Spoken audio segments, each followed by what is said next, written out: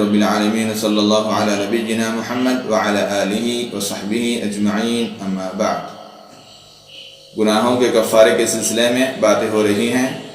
باتیں چل رہی ہیں، تو آج میں اور ایک حدیث بخاری کی بیان کرتا چلوں، جس کے اندر نبی کریم صلی اللہ علیہ وسلم نے جو ہے گناہیں کیسے معاف ہوتی ہیں اس کے سلسلے میں ایک چھوٹی سی مثال دے کر فرمائی ہے، ایک چھوٹی سی مثال دی ہے جس سے پتہ چلتا ہے کہ گناہیں کیسے معاف ہوں گی۔ نبی کریم صلی اللہ علیہ وسلم جو ہے صحابہ سے پوچھ رہے ہیں، ارأیتم لو ان نہرا بباب احدکم یغتسل فیہ کل یوم خمسا، تمہارا کیا خیال ہے کہ اگر ایک شخص اس کے گھر کے سامنے ایک بہتی ندی ہو، ایک جاری نہر ہو، جس کے اندر وہ دن میں 5 مرتبہ غسل کرتا ہو، 5 مرتبہ نہاتا ہو، یعنی کسی ایک آدمی کے گھر کے سامنے جو ہے ایک بہتی ندی ہے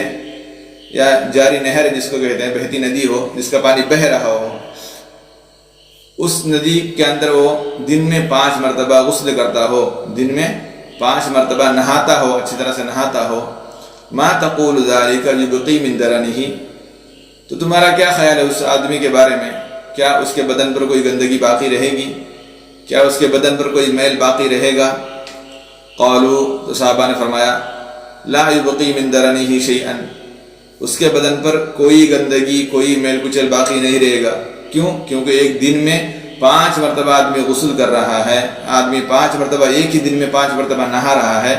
تو اس کے بدن پر کوئی گندگی، کوئی میل کچل باقی نہیں رہے گا، یہ صحابہ نے کہا۔ قال، تو نبی کریم صلی اللہ علیہ وسلم نے اسی طرح مثال دیتے فرمایا، فذلک مثل الصلوات الخمس،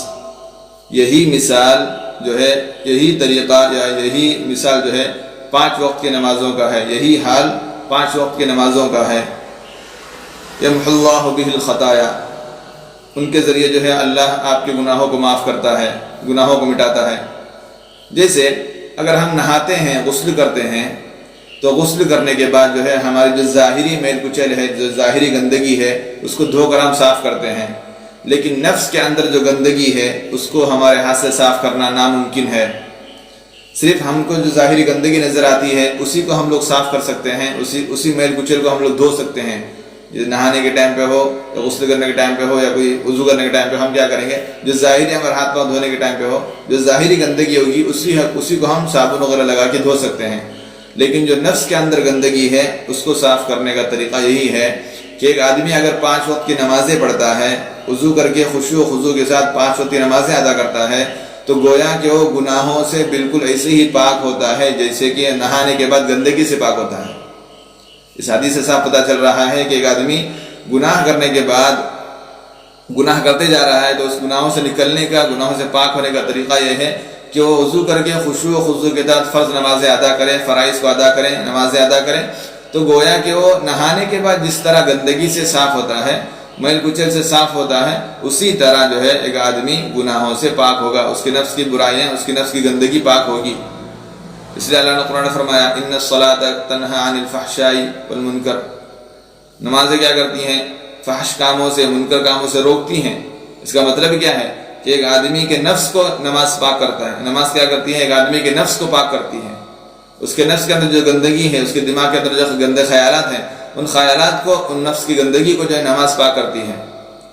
ٹھیک ہے، تو اس سے بات پتہ چلی کہ ایک آدمی کے اندر جو ہے جتنے اندر نفس کے اندر جتنے برائیاں ہیں، نفس کی جتنی گندگی ہے، نفس کی جتنی برائیاں اس کے اندر موجود ہیں، ان برائیوں کو ختم کرنے کا طریقہ یہی ہے کہ آدمی جو ہے وضو کے ساتھ، وضو کر کے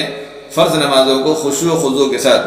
کوئی بھی عبادت ہو اس کے اندر خشوع و خضوع لائے، تو نمازوں کے اندر بھی خشوع و خضوع کے ساتھ ان کو ادا کرے گا، تو وہ نمازیں جو ہے اس کو، اس کے نفس کی گندگی کو، اس کو جو ہے گناہوں سے پاک کر دیں گی، گناہوں سے اس کو بری کر دیں گی۔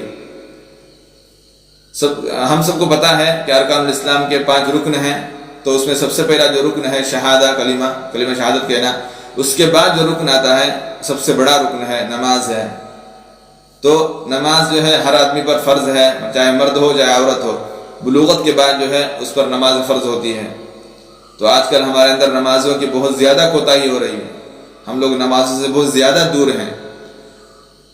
حدیث میں آتا ہے کہ ایک بچہ 7 سال کا ہو جائے تو اس کو نماز کی طرف بلاؤ یا اس کو نماز کا طریقہ بتلاؤ،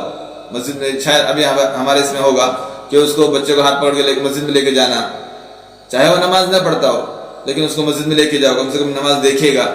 لیکن آج کل ہمارے یہاں ماحول یہ ہے کہ چھوٹے بچے اگر مسجد میں آتے ہیں تو ان کو بھگانے کی فکر ہے، کہتے ہیں کہ بچے ہمارے لیے تکلیف دہ ہیں، بچے ہمارے لیے تکلیف دے رہے ہیں، نماز میں تکلیف ہو رہی ہے، نماز میں پریشانی ہو رہی ہے، بچے کھیلتے ہیں کودتے ہیں۔ جب نبی کریم صلی اللہ علیہ وسلم کے زمانے میں نبی کریم صلی اللہ علیہ وسلم جب سجدے میں تھے تو ان کے نواسے ان کے پیٹھ پہ بیٹھ کر کھیلتے تھے، تو نبی صلی اللہ علیہ وسلم نے کبھی ان کو روکا نہیں تھا۔ کیا نبی صلی اللہ علیہ وسلم کو نماز میں تکلیف نہیں ہو رہی تھی؟ کیا نبی صلی اللہ علیہ وسلم کو نماز میں پریشانی نہیں ہو رہی تھی؟ کیا ہم نبی سے نعوذ باللہ بڑے ہو گئے ہیں؟ کیا نبی سے نعوذ باللہ ہمارا مرتبہ بڑا ہے؟ تو یہ بات سوچنے کی بات ہے کہ آدمی اگر بچے کو ہم مسجد میں لے کر جائیں گے تو بچہ ان کو دیکھ کر کچھ نہ کچھ سیکھتا ہے۔ مسجد میں جا کر جو نمازیں ہم ادا کرتے عبادت کرتے ہیں ان کو دیکھ کر بچہ سیکھتے ہیں۔ تو بچوں کو مسجد میں لانے سے نہ روکیں، ان کو نہ ڈانٹیں۔ اس کا فائدہ یہ ہوگا کہ بچے کچھ نہ کچھ سیکھیں گے، جب وہ اپنی عمر پہ پہنچیں گے تو ان کو بتانے کا سکھانے کا جو ہم پر ذمہ نہیں ہوگا، کیونکہ جو ہم اتنے سال ان کو مسجد میں لے کے جا رہے ہیں، ان کی بلوغت کی عمر ہونے تک ہم کو مسجد میں لے کے جاتے ہیں، تو وہ جو ہے دیکھ کر سیکھیں گے اور انشاءاللہ بعد میں جا کر اسی پر عمل پیرا ہوں گے، اسی پر عمل کریں گے۔ تو یہ سب سے ہمارے لیے بڑی آسانی ہوگی، والدین کے لیے بڑی پریشانی سے دور ہونے کی بات ہوگی کہ اگر بچوں کو مسجد میں لے کے جاتے ہیں تو مسجد میں جو ہے بچے کچھ نہ کچھ سیکھیں گے، ان کو کچھ نہ کچھ سیکھنے ملے گا۔ جب ان کو بلوغت کی عمر ہوگی تو انشاءاللہ وہ فرائض کو انجام دیں گے۔ تو میری یہی درخواست ہے ہر ایک آدمی سے، ہر ایک میرے بھائی سے درخواست ہے کہ اگر مسجد میں کوئی بچہ آتا ہے تو اس کو نہ روکیں اور اس کو نہ ڈانٹیں، برائے مہربانی اس پر ایک عمل کریں تو انشاءاللہ بہت بڑا فائدہ ہوگا۔ آنے والی نسل جو ہے انشاءاللہ اللہ کے احکامات کو عمل کرنے والی اور ان کو پھیلانے والی انشاءاللہ ایک نسل بنے گی۔ اللہ تعالیٰ کہنے سننے سے زیادہ عمل کی توفیق نصیب فرمائے، اور اللہ تعالیٰ سے دعا یہی ہے کہ تمام امت کو پنجگانہ نمازی بنائے، فرض نمازوں کو اس کے وقت پر ادا کرنے والا بنائے۔ آمین۔ وآخر دعوانا ان الحمد للہ رب العالمین۔ السلام علیکم ورحمۃ اللہ وبرکاتہ۔